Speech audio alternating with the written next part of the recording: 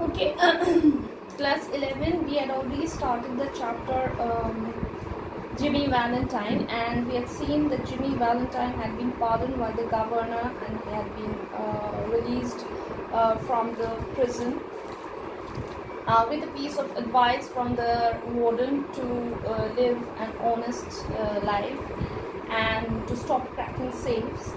And then we find that he had been furnished with clothes, outside clothes, which were ill-fitted clothes as well as shoes.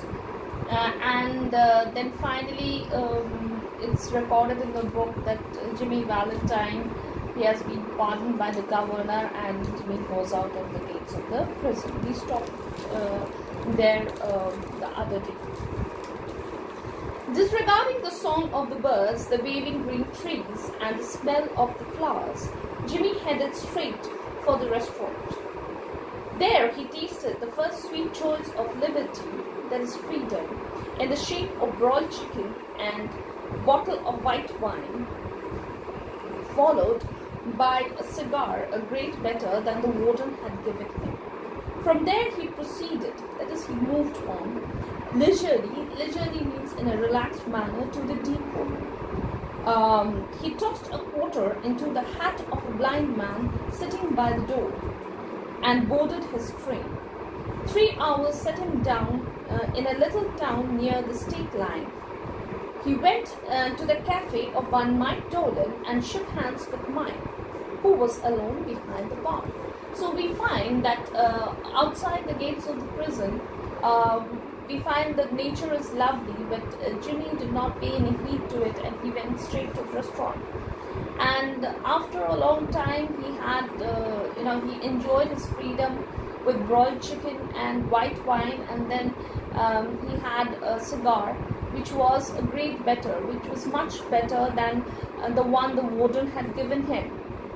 And not only that, then he went to the train station, train depot, and he went in a relaxed manner, and he also he did some social service by tossing a coin to the blind beggar who was sitting at the door, and it took him 3 hours, and he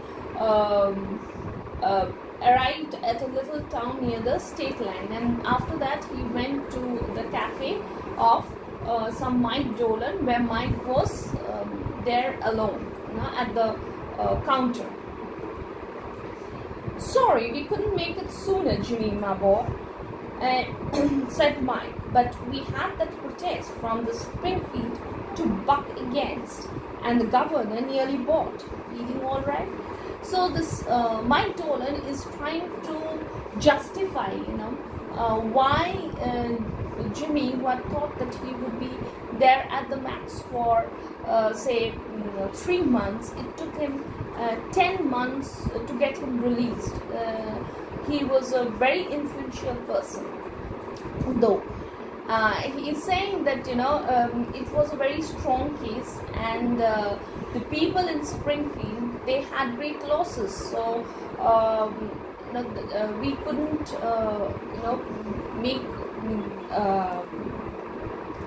their protest was they were so they voiced their protest so strongly. The governor had almost walked, means he had almost stopped, and he wouldn't sign that pardon letter. So that is the reason why it took 10 months to get you released. Now are you feeling all right? Fine, said Jimmy. Got my key? He got his key and went upstairs, unlocking the door of a room at the rear. At the rear means at the back. Everything was just as he had left it. There on the floor was still Ben Price's collar button that had been torn from that eminent detective's shirt band when they had overpowered Jimmy to arrest him. So, as we have understood by now, that Jimmy is a very powerful person, and not only a very powerful person, he was also being investigated by a very famous detective whose name was Ben Price. So when he went to the room, he found that the collar button, okay, the button that's there in the collar, that was lying there. So we can understand that there was a scuffle when they arrested Jimmy, but somehow they were able to overpower him and get the better of him, and that's why he was arrested. Jimmy was arrested, but that button which Jimmy had during that scuffle, which he had torn, was still lying on the floor. Pulling out from the wall a folding bed, so the bed was folded and it was there on the wall, so he brought it down. Folding bed, Jimmy slid back the panel in the wall and dragged out a dust-covered suitcase. So he just brought out a dust-covered suitcase. Okay, he opened this and gazed fondly at the finest set of burglar's tools in the East. It was a complete set made of specially tempered steel and latest designs in drills, punches, braces, and bits, jimmies, clamps, and augers, with 2 or 3 novelties invented by Jimmy himself, in which he took pride.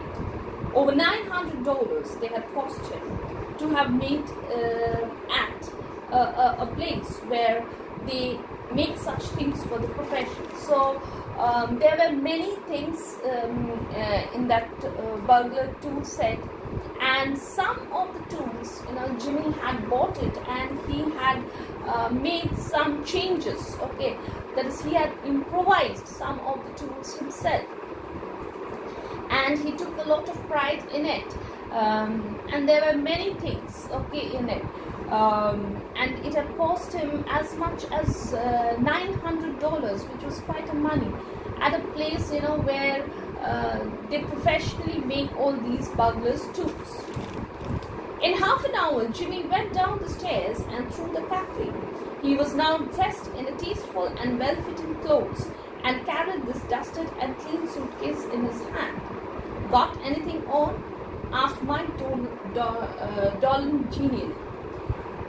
"Me?" said Jimmy in a puzzled tone. "I don't understand. I'm representing the New York Amalgamated Shot Snap Biscuit Cracker and Fuzzle Wheat Company."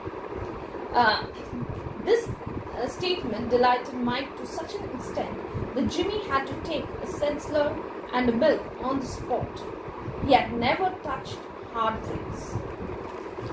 So, when Jimmy was dressed in well-fitting clothes, and then, Mike just, asked that, "Are you again on some other case?" Okay. So Jimmy said, "What case? What are you saying? I am representing the New York," and he gave a big name. This is my company. Okay. So I am representing that company. So, Mike was so delighted that, he could understand that Jimmy was once again back to his business, that he took a Settler and milk on the spot. That is, he showed that he did not have any kind of hard drinks, and so it was a kind of a drink, with the Settler, it's giving. That is water that is bubbly, and milk. So water and milk added kind of a drink. So he took it on the spot to make it evident that he did not touch hard drinks. So we stop here today. We'll do the rest of it in the next. Thank you.